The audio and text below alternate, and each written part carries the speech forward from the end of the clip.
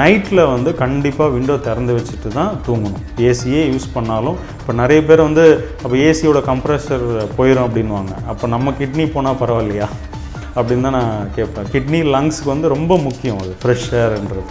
So அதனால் கொஞ்சமாவது open பண்ணி வச்சுட்டு தூங்கணும். சாப்பிட்ருப்பாங்க, உடனே அப்படியே படுத்துருவாங்க, தண்ணியும் குடிக்க மாட்டாங்க, ப்ளஸ் ஏசி ரூமில் இருப்பாங்க. ஸோ இப்போ என்ன ஆகுது அப்படின்னா உடம்புக்குள்ளே இருக்கிற மாய்ஸ்சர் எல்லாம் அது சக் பண்ணிடும்.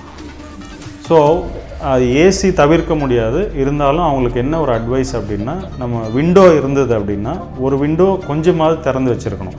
ஸோ ஃப்ரெஷ் ஏர் உள்ளே வரணும். அந்த ஃப்ரெஷ் ஏரை தான் நம்ம ஏசி வந்து கண்டிஷன் பண்ணி கொடுத்தது அப்படின்னா அது பிரச்சனை இல்லை.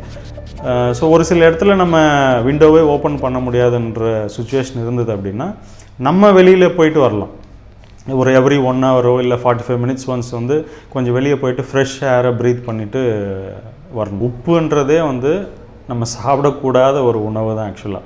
நீங்கள் எந்த ஒரு விலங்கும் தனியாக உப்பு போய் சாப்பிடாது. எறும்பு கூட நீங்கள் உப்பு இருந்ததுன்னா உப்பு தள்ளி போகும். ஸோ உப்புன்றது இயற்கையாக இப்போ தேங்காயில் இல்லை கீரையில் அந்த ஃப்ரெஷ் வெஜிடபிள்ஸில் சமைக்காத உணவு அத்தனையிலையுமே உப்பு இருக்குது.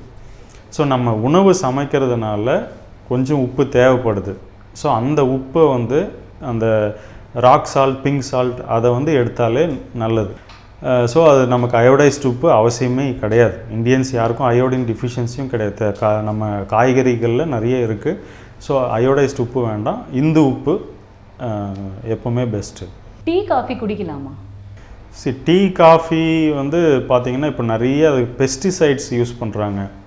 அதை பயிர் பண்ணுற இடத்துல நம்ம போய் பார்த்தோம்னா அவ்வளோ கெமிக்கல்ஸ் வந்து அதை யூஸ் பண்ணி தான் அதை பண்ணிகிட்ருக்காங்க.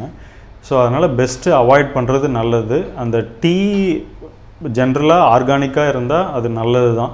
பட் அது பாலோட மிக்ஸ் ஆகக்கூடாது. டீ வந்து பார்த்திங்கன்னா டீயில் வந்து ஆன்டி ஆக்சிடென்ட்ஸ் அதிகமாக இருக்குது. பட் அந்த ஆன்டி ஆக்சிடென்ட்டு பாலோட மிக்ஸ் ஆகக்கூடாது. சார் ரெண்டும் மிக்ஸ் ஆகும்போது அது விஷத்தன்மை வந்து கிடைக்கும் அதுக்கு.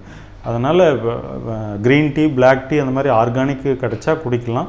ஹெர்பல் டீஸ் பார்த்திங்கன்னா இஞ்சி, அப்புறம் தனியா போட்டு, மிளகு, அது மாதிரிலாம் நம்ம இப்போ நிறைய வந்துட்டுருக்கு. ஸோ அந்த மாதிரி இது சாப்பிட்டா அதுவே போதும் நமக்கு.